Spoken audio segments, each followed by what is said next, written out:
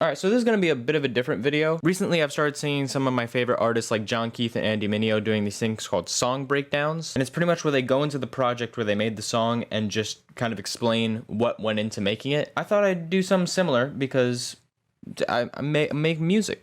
And so I just released a song not too long ago called Mind Games. My dad is a pastor, so he asked me to make a song for his new series. Pretty much he likes making promos for the series, and he uses songs that I make sometimes. And so his new series called Mind Games, he said, hey, can you make a song? And I made one in like 3 hours. And so yeah, this is a very short song, but I really like how it sounds. And so I'm gonna show you guys what went into making it. So the main thing that I knew going into this is that it had to kind of sound like a video game. There's two things that kind of resemble video game things. The rest of it is just kind of simple stuff, but pretty much I use this as a percussion.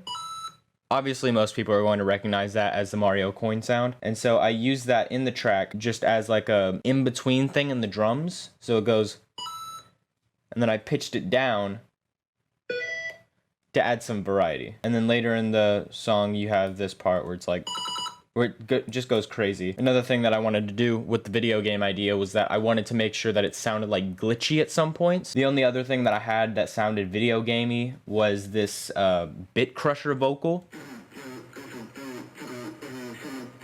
I'll remove all of the effects real quick. It's just absolute gibberish, but that's because I was gonna distort it anyways. Obviously, there's a bunch of like just regular compressor channel EQ. It's just random things. So then I added distortion and overdrive, and then the final touch of Bit Crusher. So it just makes it sound really crunchy. And you can barely even hear it, honestly, because it's very in the background. But I made it do things like this, where it like glitches out. And then this part, which I love that part. It kind of sounds like a really distorted 808, but it's not. But there is no 808 in this song. It's literally just, I don't know, it's fun. And then this last glitch part. So obviously the main part that goes in at the beginning is the violin.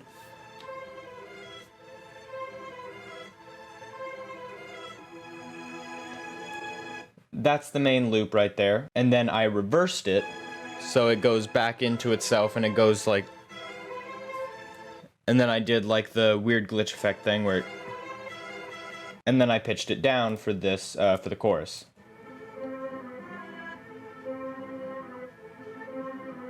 It sounds really weird out of it, but it makes sense. And then the second part of the main like melody is the part that you hear in the verses and stuff like that.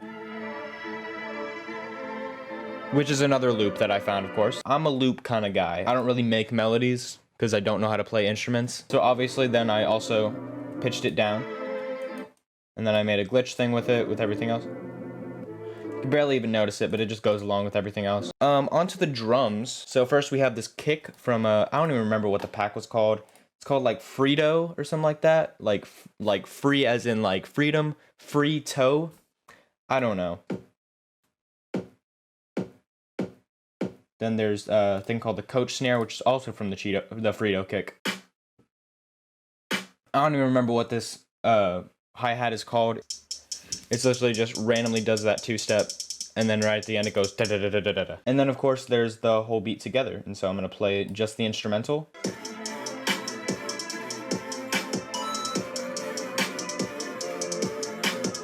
And then of course there's the little glitches.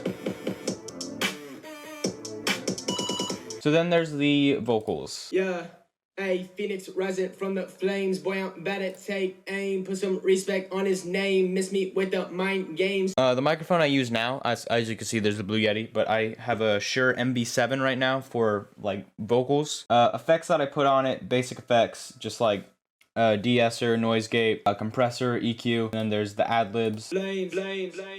I forgot I did that. So I put a echo on my vocals at some points, and so with the vocals, it's Phoenix rising from the flames. Boy, I'm about to take aim. Put some respect on his name. It's just nice for that part. And then we have the you part. Let the devil go and harvest you.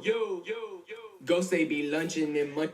It's just like, it's the timing of the repeat that just makes it spaced out. And also you just kind of get to like relax for a few seconds where it's like, all right, and then get right back into the lyrics. Because there's literally no part in this song besides that intro where I'm not saying anything. And then of course there's the ending. Miss me with the mind games.